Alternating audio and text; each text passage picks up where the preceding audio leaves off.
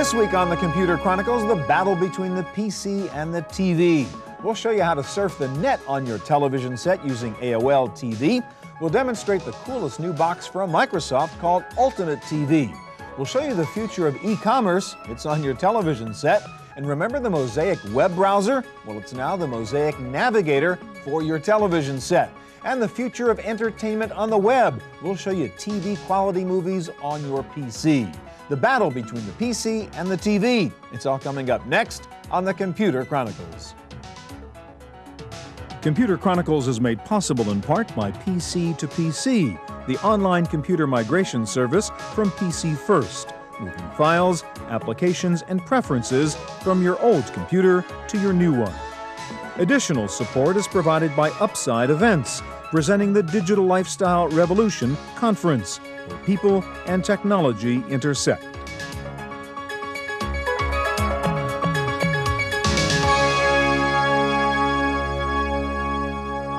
Hi, and welcome to the Computer Chronicles. I'm Stuart Chaffee.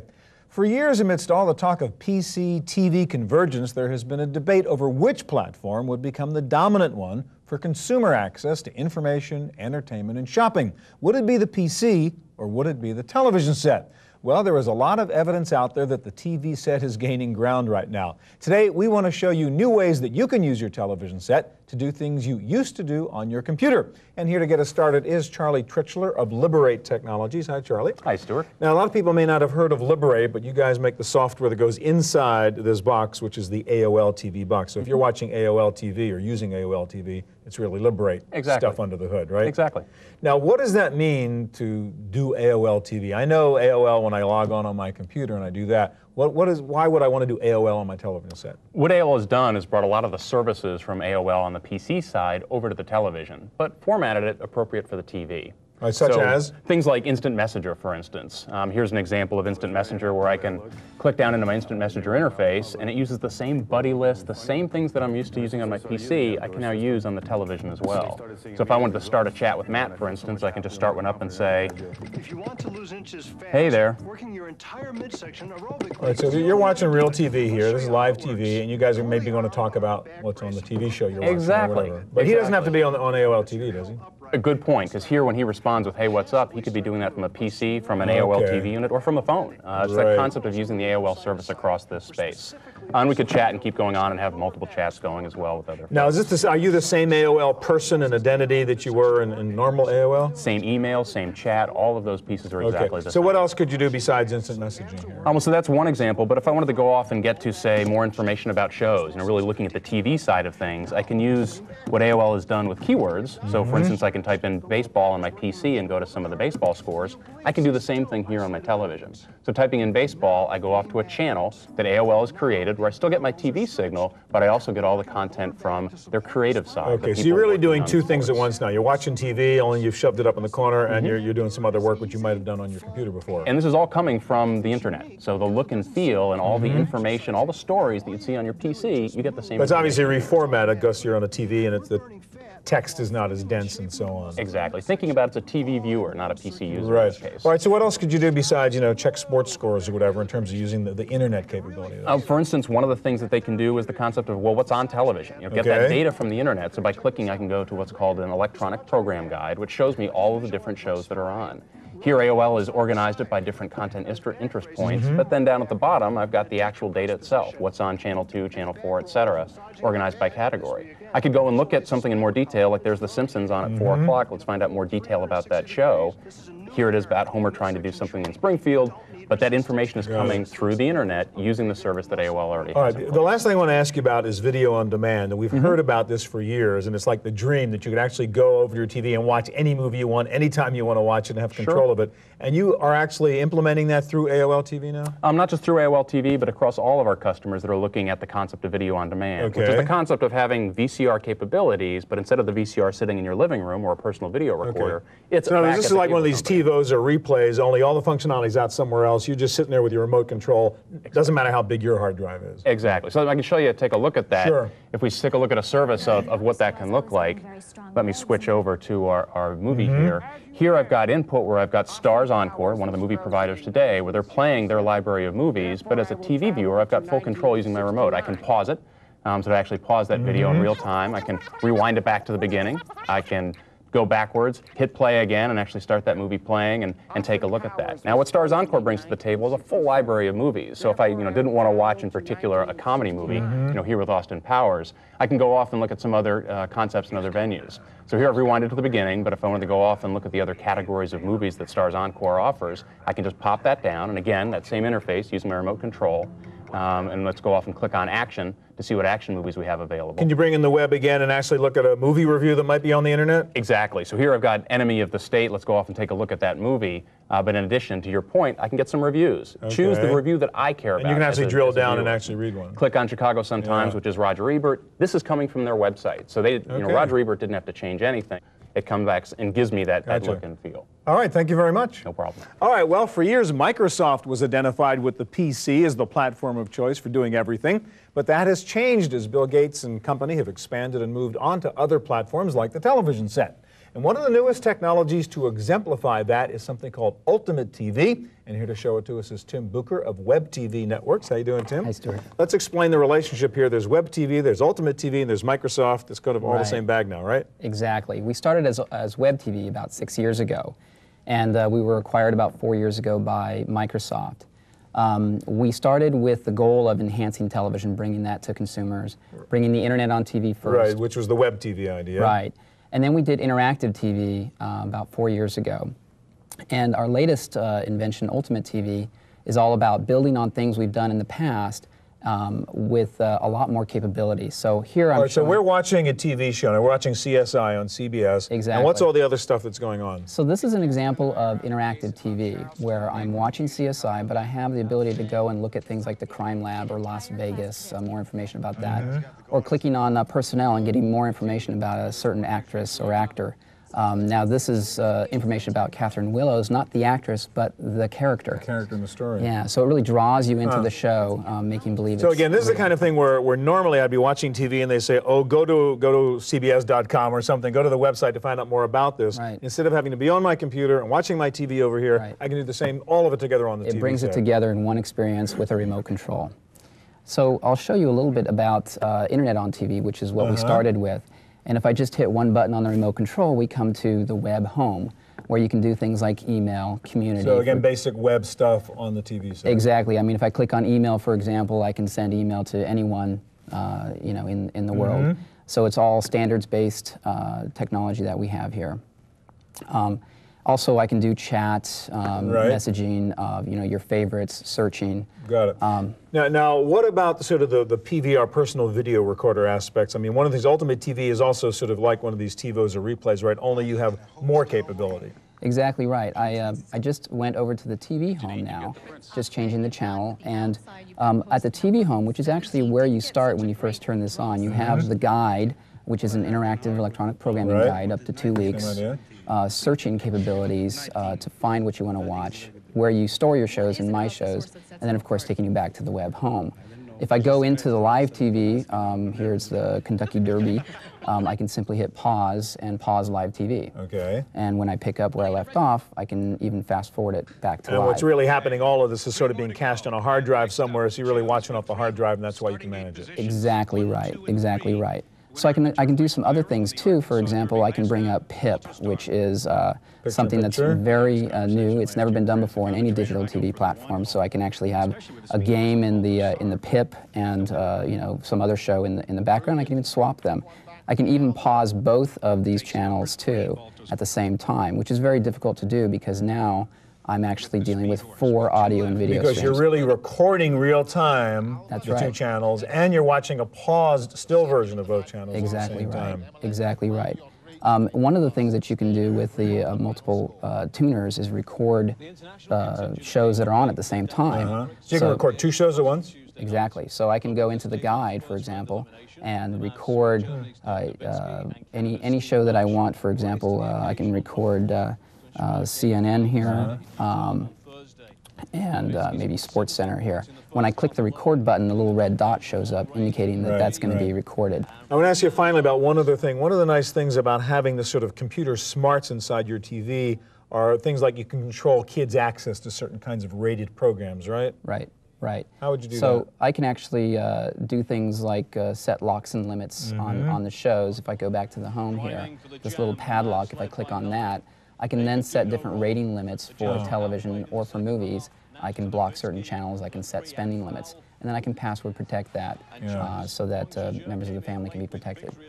Let me ask you, we just saw AOL TV, we're looking at Ultimate TV. Are they sort of the same idea? I mean, you guys head-to-head on what you're doing? Well, we've done interactive TV for several years, and we feel with Ultimate TV we've actually taken it to the next level, bringing together all of the previous work, similar internet kinds of things, messaging kinds of things, interactive TV, but on top of that, the multiple tuner recording capability. And you pay for the box and you pay for the service. Right. Okay, thanks a lot, Tim. Thanks, Stuart. All right, coming up next, T-Commerce, turning your television set into a shopping mall. Don't go away, we'll be right back.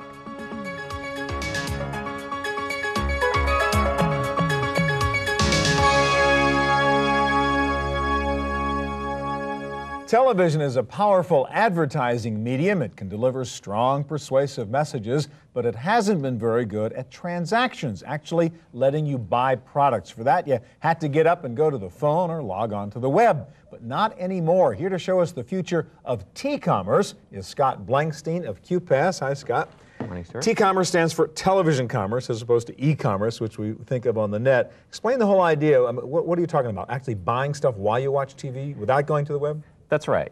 Today we've got about $6 billion being spent annually on people buying things related to watching television. So they're watching an infomercial and they get up and go to their phone.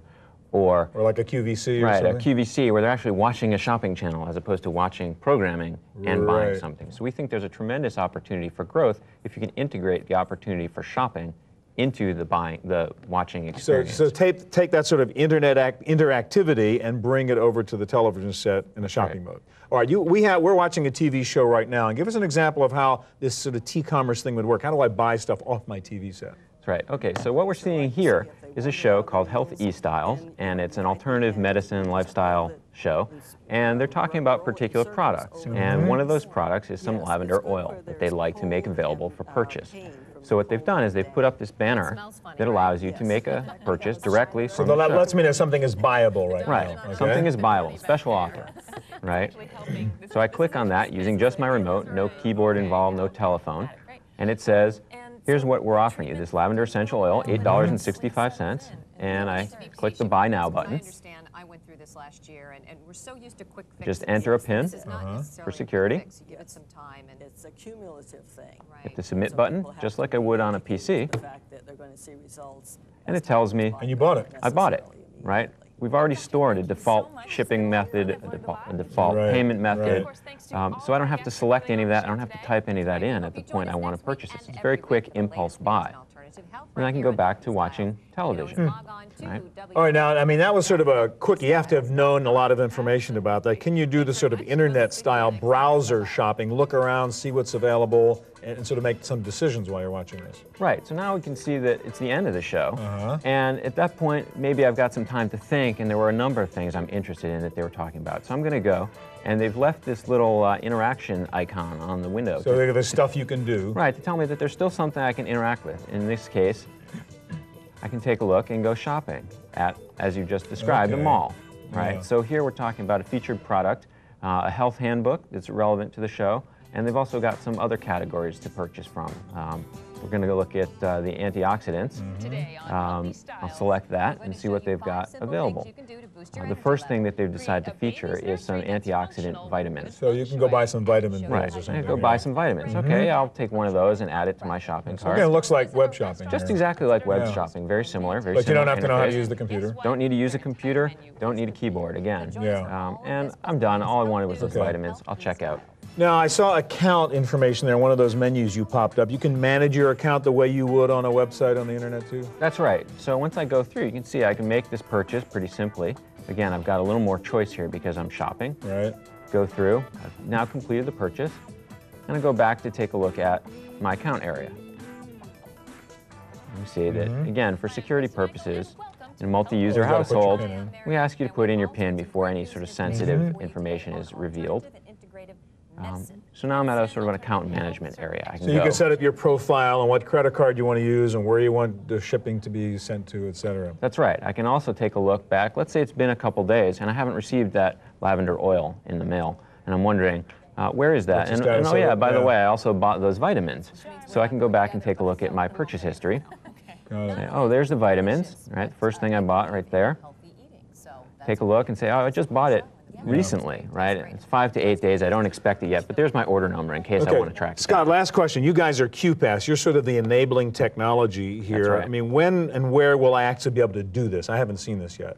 We've got announced relationships with AT&T Broadband, and we have unannounced relationships with a couple others. And we're coming to involved a cable in operator near you. That's right. As soon as they roll out the service, we'll be part of it. Scott, thank you very much. Thank you, Stuart. All right, well, T-commerce is just one example of what is more broadly called interactive TV or ITV.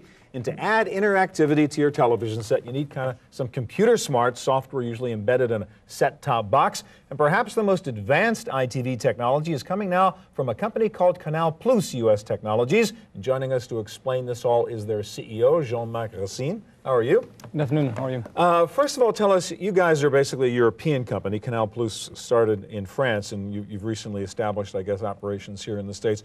We know there's a lot more of this ITV stuff in Europe than there is in the States right now. Why is that? What's going on in Europe that we can learn about interactive TV here? I think that Europe embraced ITV starting in April '96 with our parent company Canal Plus. And the way ITV was used in the early days was truly to differentiate the content from one service provider to another. And everybody can buy content, but not everybody can package it in an appealing way and add interactivity on top of it. Right. And that really drive ITV penetration in Europe in the early days.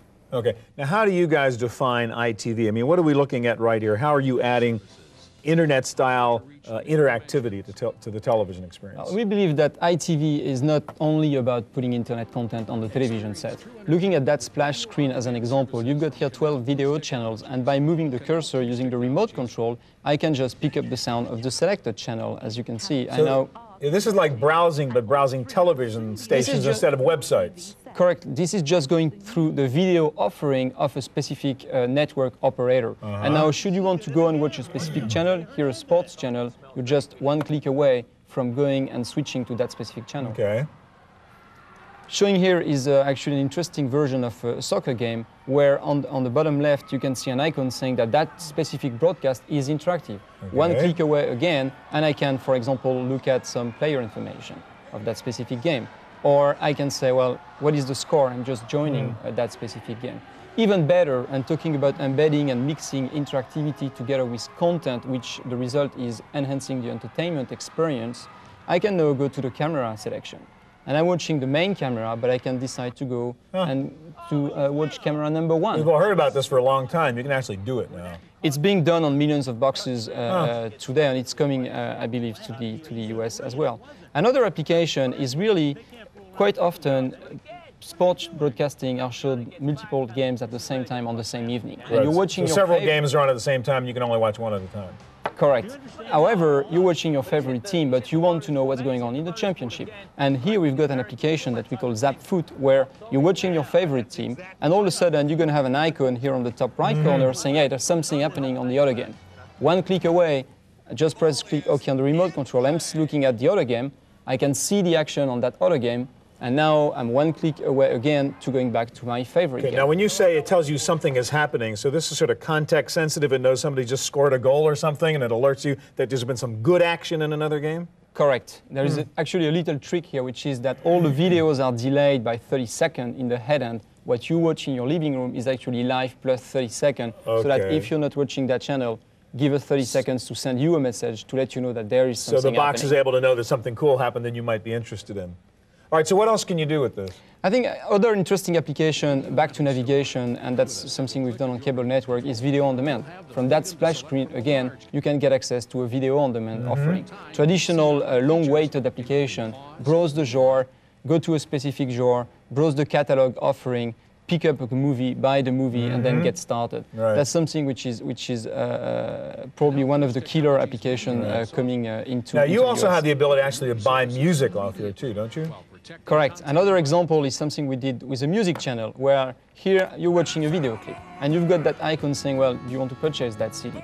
One click away, you go to that application, you've got the video quote screen over there, and on the left-hand side are the list of the titles available on that specific CD. And again, bringing entertainment one dimension further than traditional TV, I can pick up any of these titles. For example, I go to title number 9, Paying the Cost to Be the Boss, press the OK button, and now I'm listening to that specific song. So if I'm watching, say, an MTV and I like it, I can go buy the CD right then and there. That's the next step. Once you've sampled a few songs on that specific CD, just go to the buy icon, press OK, enter your PIN code that protects your electronic wallet. You're one click away from actually buying that specific And we don't product. have time to show it all, but you also have games you can play and like discount coupons that would come out and all that kind of stuff, huh? Everything integrated on one single set-top box, which is really the trick to enable ITV on the large scale. All right, it's Canal Plus technologies, and we'll see that, I guess, with some cable systems also. Coming very soon to the US. Thank you. Thank you. All right, well, there's another side to this PC TV story, watching TV on your computer.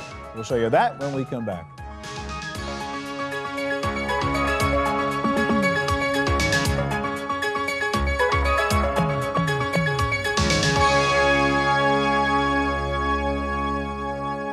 While a lot of internet functionality is moving to the television set, an equally big change is television-style entertainment moving to the internet and your PC.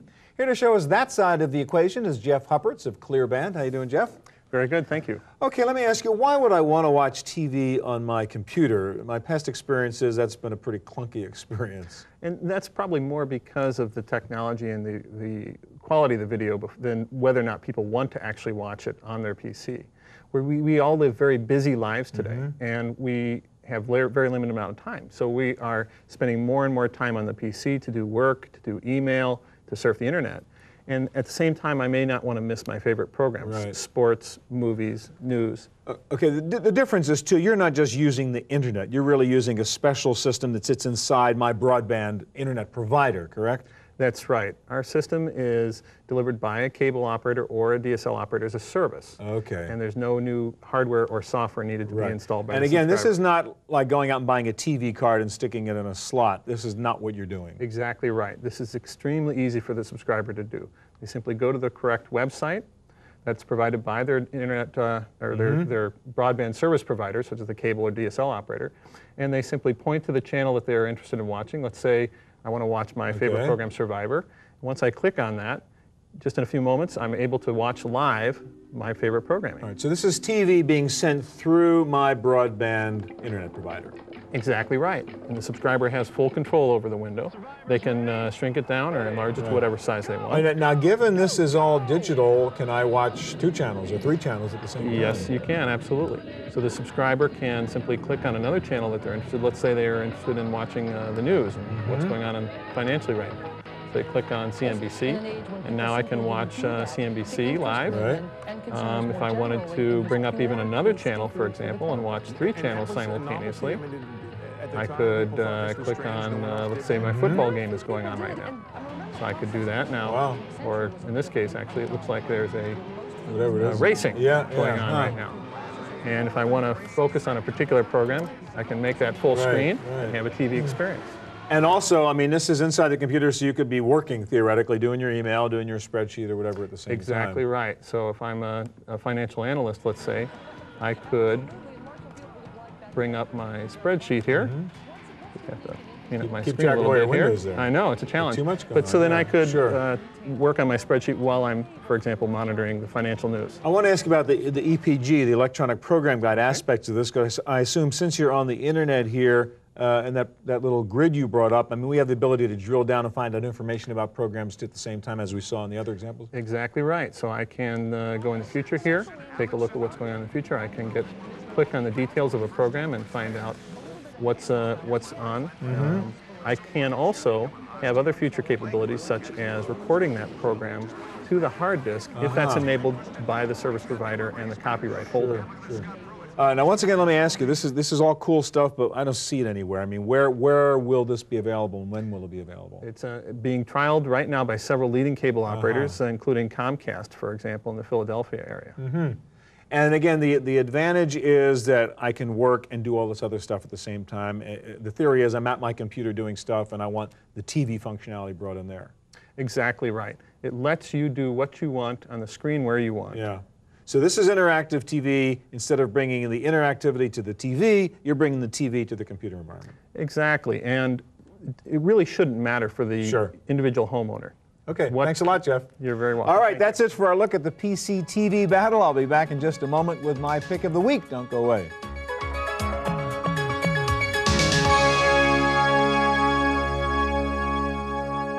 Now for my pick of the week. We're all mobile these days, carrying around a PDA, even a collapsible keyboard, but every now and then you really need something on paper. You've no doubt seen small portable printers before, designed to work with laptop computers, but up until now, no one has come out with a printer designed specifically for a PDA. Well, how's this for a portable printer? You can put it in your pocket. It weighs only 14 ounces, including batteries.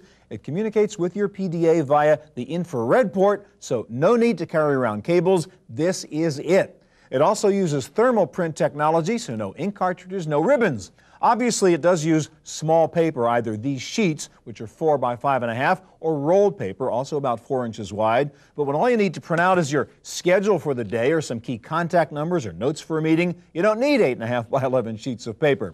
This little printer will also work with a laptop computer, and if you don't have an IR port, it does come with a serial cable. Setup is very easy. Just load the print driver into your computer. It automatically dumps over to your Palm Pilot or your handspring visor the next time you do a hot sync. It is the Pocket Printer A6 from a company called Cypix. Street price under $150.